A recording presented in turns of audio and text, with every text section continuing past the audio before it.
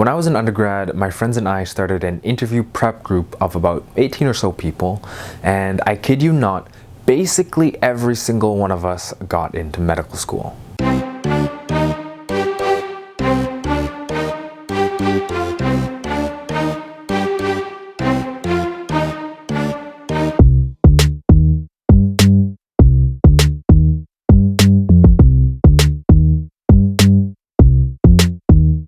Hey friends, welcome back to the channel. If you're new here, my name is Darren and I'm a junior resident doctor at McMaster University. Of course, in this video, I'm going to be going over the strategies that my friends and I use to prepare for our MMIs and more generally our medical school interviews. Of course, this video is part of a playlist designed to help you ace your MMIs or your med school interviews. So if you haven't already seen the rest of the videos, go ahead and click that card in the top right, open it up in a new tab and save those videos for later. So without any further ado, let's take a trip down memory lane.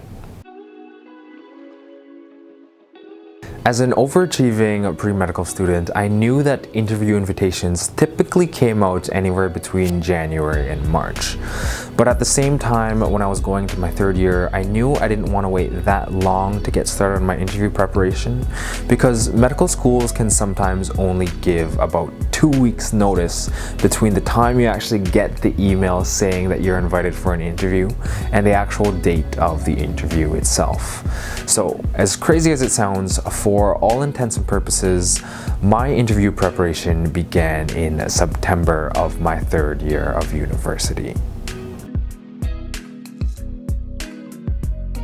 As you probably already know from watching some of my other videos, in every single year of undergrad, I had different medical student mentors. And in third year, when I was approaching the coordinator who coordinates these pairings through a program called Altitude Mentoring, I specifically asked for a recently admitted medical student that was familiar with the admissions process, of course, and willing to sit down with me and walk me through some practice interviews, because this was the next step that was coming up for me. Although I didn't get to hand pick my mentor, I think that the person I was matched with was one of the most valuable people I could have in my life at the time. He was so good in directing me to the appropriate resources, the things that I should be reading up on prior to my interview, as well as actually sitting down with me and doing 2 or 3 mock interviews. My first meeting with my new medical student mentor was definitely a little nerve-wracking because as nice and kind as he was, I realized from talking to him, A, how much I didn't know, and B, how much I was going to have to prepare and read up on to actually get ready for my up-and-coming medical school interviews.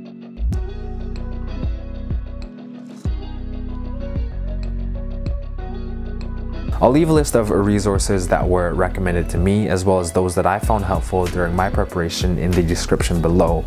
But just to give you guys some kind of an idea of what I was reading between September and December prior to my interview,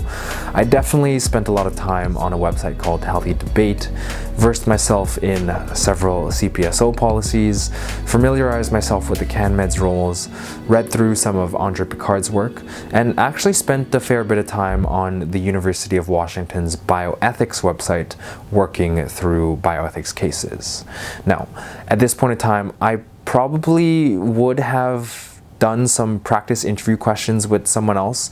but I honestly didn't know if there was anyone else preparing for interviews yet. I think you can imagine how excited I was when in January I got an invitation from a friend to join a Facebook group titled Interview Preparation.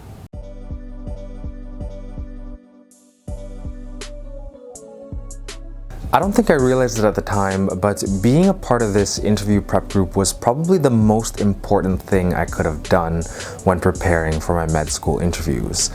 Going in, I probably knew about 25% of the people, if that, and the other 75% were literally complete strangers to me. So although it was nerve-wracking to be presenting my answers to these complete strangers, I think what that allowed for was a bunch of diverse perspectives to come together that might not have organically come together if we weren't a part of the same group. So to elaborate on that, I think we as humans, just in general, tend to gravitate towards those that are similar to us, those that share the same ideas as us. But the fact that I was hearing these ideas from complete strangers, I would say a lot of us didn't necessarily share the same views on a lot of important topics. Topics such as affirmative action, medical assistance in dying, and even topics like the CPSO's effective referral policy. These were topics that many of us had different viewpoints on, but the fact that we were all in the same room together, working together, and trying to essentially sharpen up our interview answers, it forced us to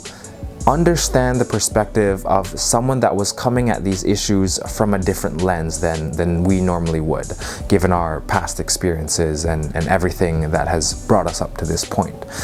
I also think that the other thing it was helpful for was helping us to articulate our ideas in a way that someone that didn't necessarily agree with us would still be able to understand. For me, this is an important skill because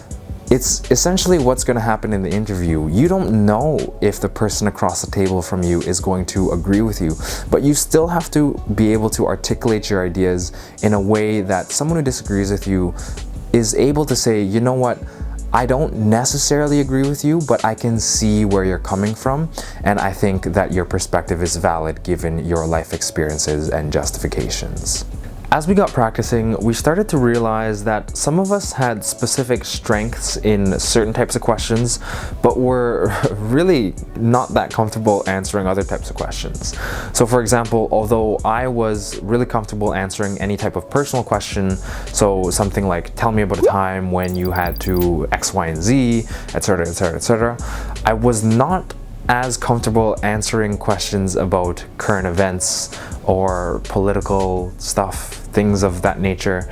And so what ended up happening was we sort of formed these smaller groups where we could be complementary to one another. I would pair up with somebody that had a really good knowledge of current events and was able to answer those questions very eloquently and very articulately, but maybe wasn't the greatest in speaking about their own personal experiences. And that way I found that we were able to give each other feedback